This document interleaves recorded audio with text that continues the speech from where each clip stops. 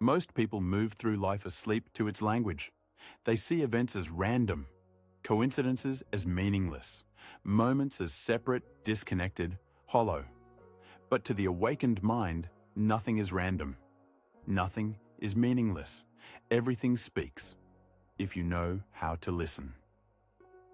Life is not chaotic. It is intelligent. It is precise. It mirrors what you carry within. It echoes what you ignore. It speaks through symbols, patterns, people, sensations. Not in loud declarations, but in subtle whispers. The Vedic sages understood this. They lived not in resistance to the world, but in communion with it. They saw nature not as background, but as message. Dreams not as nonsense, but as revelation. Encounters not as chance, but as guidance. A bird crossing your path, a word overheard in passing, a repeated number, a forgotten memory surfacing, a delay that made you pause. These are not distractions. These are signs, threads in a larger weave. But signs don't speak in words. They speak in resonance, in how something makes you feel before your mind has time to judge it. The body responds, the heart opens, the breath pauses. Something inside says, pay attention. Most people miss the signs because they are moving too fast, too busy, too distracted. They live in their heads, analyzing, controlling, predicting. But signs do not appear in the mind. They appear in presence, in silence, in stillness. The mind demands logic, but the soul speaks in metaphor, in rhythm, in imagery.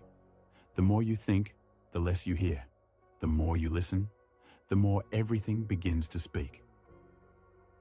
This is not superstition, it is subtlety, a different kind of intelligence, the same way you can sense someone's emotion without a word.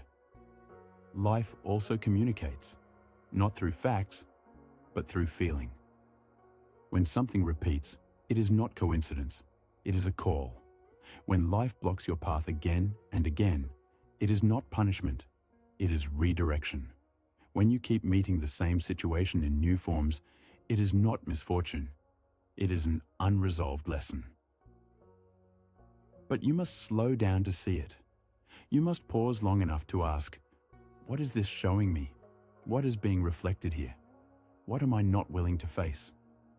The signs are everywhere, but they require humility.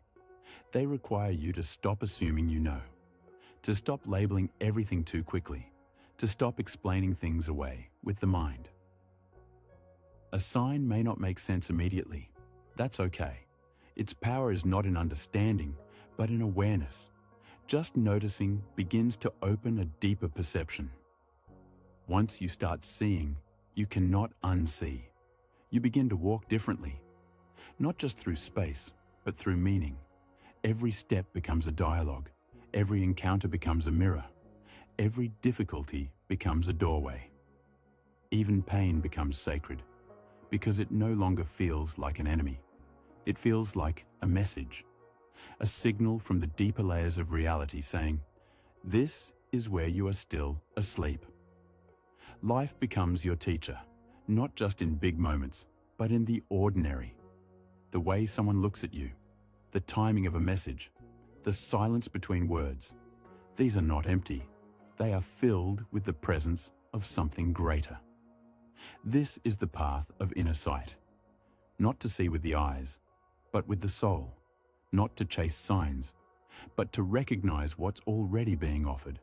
Not to demand clarity, but to develop trust. Because the mind wants certainty, but the heart grows through mystery, through intuition, through surrender. And the more you trust that unseen guidance, the more you are led by something that never makes mistakes. You stop asking, why is this happening to me? And start asking, what is this showing me? You stop resisting the unexpected and begin to greet it with curiosity. The people who trigger you, teachers, the delays that frustrate you, protection, the failures that humble you, redirection. Everything becomes sacred when you stop labeling it as good or bad. You begin to walk through life not just as a person, but as a participant in something much larger. You start to feel held, watched, guided, not from above, but from within. Because the signs are not outside of you. They reflect your own state. They meet you where you are. They show you what you need to see to take the next step. And if you're listening, truly listening, life becomes alive in a new way. Vivid, responsive, whispering, teaching, guiding, always. To see the signs is to live in alignment, not with your mind's desires, but with your soul's path. And that path is not always the one you planned. It is the one you need, the one that leads to your unfolding. But this requires trust. Trust in what you cannot prove. Trust in what you feel but cannot explain. Trust that life is not random, that it is not against you, that it is not silent. Most people don't trust because they've been taught to fear the unknown, to only believe what can be measured, to only value what is logical. But the soul does not speak in logic. It speaks in layers, in symbols, in nudges that defy explanation, but never your inner knowing. Have you ever felt a pull towards something that didn't make sense, but felt right? Have you ever let go of something you thought you needed, and then something better arrived without warning? Have you ever looked back and realized that what once felt like a loss was actually the beginning of everything? These are signs too, seen only in hindsight, but felt deeply in the moment. Your job is not to analyze them. Your job is to respond to them with honesty. This is the difference between control and co-creation. Control demands outcomes. Co-creation responds to what is with openness. When you stop demanding that life follow your script, life begins to write a more meaningful story. The signs don't always tell you what to do. Sometimes they just confirm what you already know. They reflect the whispers inside you that you've been afraid to trust. You feel it. This place doesn't feel right anymore. Then the power goes out. The contract falls through. A door closes, and the message becomes clear. Leave, move, begin again. Or you doubt a new direction. Then a stranger speaks the exact words you needed to hear. A book opens to a sentence that shakes you. A song plays with a line that lands like lightning. These are not accidents. They are affirmations. Life saying, you are not alone. Keep going. You're listening. You're close. But if you demand proof, you'll miss the mystery. If you wait for absolute certainty, you'll remain stuck. The signs don't erase doubt. They give you just enough light for the next step. That is how life teaches, one step at a time. You are not supposed to know the whole path. You are supposed to walk it, eyes open, heart soft, listening.